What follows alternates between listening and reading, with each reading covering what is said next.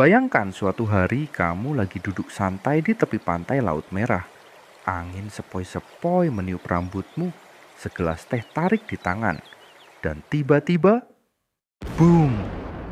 Suara ledakan menggelegar dari arah laut membuat burung camar beterbangan panik dan pasir beterbangan ke segala arah.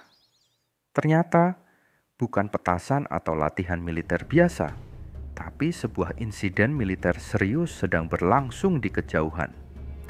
Kapal induk Amerika Serikat, USS Harry S. Truman, diserang oleh gelombang drone bunuh diri yang diluncurkan oleh kelompok pemberontak Houthi dari Yaman. Momen yang awalnya penuh ketenangan seketika berubah menjadi latar dari sebuah drama militer modern yang menguji kehebatan teknologi, kesiapsiagaan pasukan, dan ketegangan geopolitik tingkat tinggi di kawasan yang sudah lama bergejolak. Insiden yang terjadi pada malam tanggal 1 April 2025 itu bukanlah latihan militer atau simulasi biasa. Di tengah malam yang gelap gulita, langit Laut Merah mendadak diterangi oleh cahaya roket pertahanan yang meluncur dengan kecepatan supersonik. USS Harry S. Truman, kapal induk kelas Nimitz yang menjadi simbol kekuatan Amerika di perairan Timur Tengah, menjadi target dari serangan udara mendadak. Drone-drone bermuatan bahan peledak melesat dengan kecepatan tinggi dari arah pantai Yaman, menunjukkan presisi dan keberanian dari kelompok pemberontak yang sudah lama menjadi duri dalam daging bagi sekutu barat di kawasan tersebut. Namun, kekuatan tempur Amerika bukanlah sesuatu yang bisa dianggap remeh. Sistem pertahanan canggih seperti CIWS Phalanx, rudal SM-2, serta radar Aegis langsung aktif begitu ancaman terdeteksi.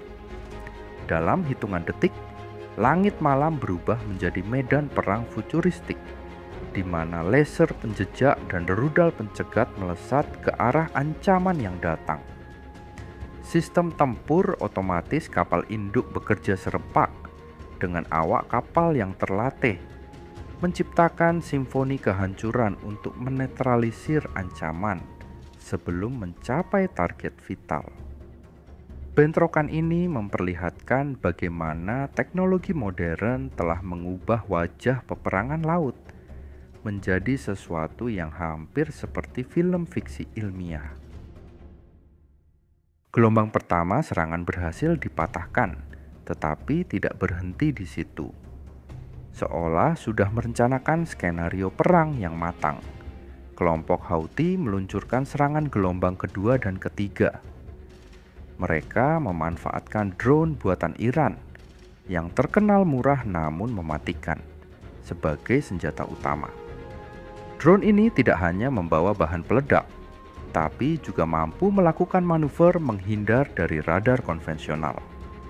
Ini bukan lagi perang antar negara, tapi konfrontasi gaya baru, di mana kelompok non-negara mampu menantang kekuatan super dunia dengan teknologi asimetris dan strategi gerilya digital. USS Harry S. Truman tidak sendirian. Di sekitarnya, kapal-kapal pengawal dari armada Angkatan Laut AS segera mengambil posisi bertahan, membentuk formasi defensif seperti dalam strategi klasik laut. Kapal perusak seperti USS Gravely dan USS Gonzales mengambil peran sebagai benteng pelindung, menembakkan rudal dari sistem VLS, Vertical Launch System, untuk memotong lintasan drone yang menyerang. Kolaborasi antar kapal ini menunjukkan pentingnya kerja sama tim dalam pertempuran laut modern, di mana setiap unit memiliki peran krusial untuk menjaga keselamatan armada secara keseluruhan. Namun, di tengah keberhasilan menahan serangan, beberapa drone berhasil mendekati perimeter luar kapal induk.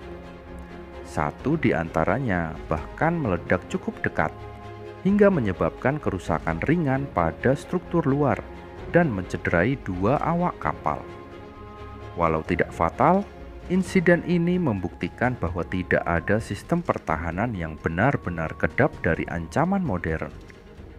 Ledakan itu juga menjadi pengingat keras bahwa kesombongan teknologi bisa tumbang oleh determinasi lawan yang mengandalkan kecepatan, kelicikan, dan taktik kejutan. Setelah serangan berhasil dihalau sepenuhnya menjelang pagi, tanggal 2 April, situasi di Laut Merah masih tegang.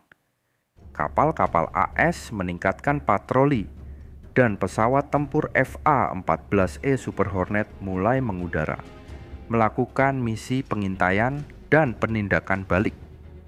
Di markas komando, analisis forensik elektronik dilakukan terhadap sisa-sisa drone yang berhasil ditembak jatuh untuk mengungkap pola serangan dan sumber teknologinya. Ini menjadi ajang evaluasi tak hanya bagi Amerika, tapi juga seluruh dunia tentang bagaimana bentuk perang di abad ke-21 tidak lagi melibatkan tank atau kapal perang besar semata, tapi juga drone mungil yang bisa diluncurkan dari belakang truk pick-up. Dampak geopolitik dari insiden ini pun segera terasa. Pemerintah AS mengecam keras serangan tersebut dan menuding Iran sebagai dalang di balik dukungan teknologi drone bagi Houthi. Di Washington, rapat darurat digelar untuk membahas eskalasi di Laut Merah dan kemungkinan penambahan kekuatan militer di kawasan. Sementara itu, negara-negara sekutu di Teluk mulai memperkuat sistem pertahanan udara mereka, sadar bahwa ancaman yang sama bisa terjadi kapan saja. Laut Merah kini tidak hanya menjadi jalur pelayaran strategis, tapi juga teater konflik berteknologi tinggi yang siap meledak kapan saja. Bagi kelompok Houthi, serangan ini adalah sinyal politik sekaligus demonstrasi kekuatan. Dengan menunjukkan kemampuan untuk menyerang kapal induk AS, mereka ingin mengirim pesan bahwa wilayah kekuasaan mereka bukan sekadar gurun kosong, tapi benteng dari perlawanan ideologi dan teknologi. Mereka sadar bahwa serangan ini akan memicu pembalasan, tapi mereka juga percaya bahwa setiap ledakan adalah propaganda visual yang memperkuat posisi mereka dalam konflik yang lebih besar. Sementara itu, masyarakat internasional terpecah.